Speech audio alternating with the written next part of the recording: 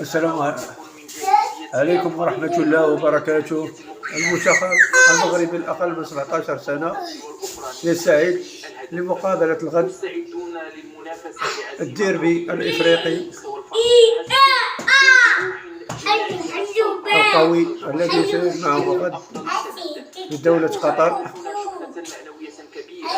وكنتمناو لهم إن شاء الله الفوز كما فازوا عليهم في كأس إفريقيا، يفوزوا عليهم حتى في كأس إحصائيات كأس العالم.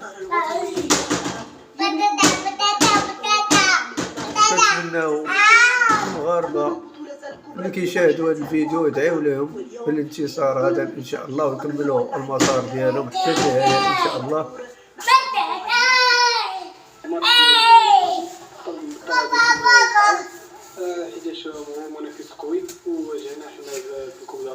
واللي يشاهد الفيديو بلا ما نقولوا ليه يدير زر الجرس ويعاون القناة باش تطلع.